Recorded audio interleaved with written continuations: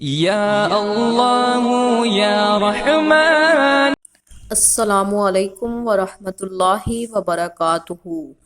آج ہم صحیح بخاری کی حدیث نمبر 4 کا ترجمہ پڑھتے ہیں تو سب سے پہلے ہم اس کی سند بیان کریں گے۔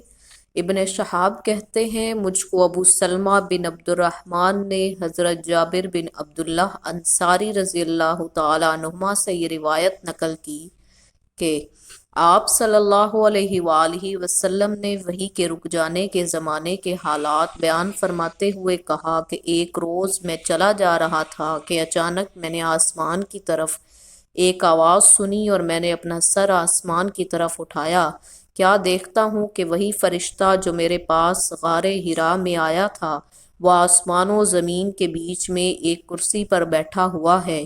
میں اس سے ڈر گیا اور گھر آنے پر میں نے پھر کمبل اوڑھنے کی خواہش ظاہر کی۔ اس وقت اللہ پاک کی طرف سے یہ آیت نازل ہوئی، اے لحاف اوڑھنے والے، اٹھ کھڑا ہو اور لوگوں کو عذاب الہی سے ڈرا اور اپنے رب کی بڑائی بیان کر اور اپنے کپڑوں کو پاک صاف رکھ اور گندگی سے دور رہ۔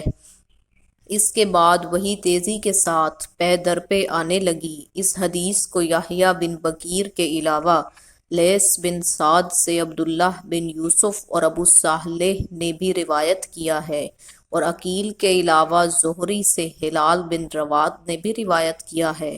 یونس اور معمر نے اپنی روایت میں لفظ فوادہ کی جگہ بوادرہ نقل کیا ہے۔ آج ہم نے صحیح بخاری کی حدیث نمبر 4 کا ترجمہ پڑھا۔ اگر اس کے سٹیٹس کی بات کی جائے تو اس کا سٹیٹس سندن صحیح ہے۔ آپ تمام احباب سے گزارش ہے کہ ویڈیو کو لائک کریں، چینل کو سبسکرائب کریں اور بیل آئیکن کو دبانا مت بھولیے گا۔ شکریہ۔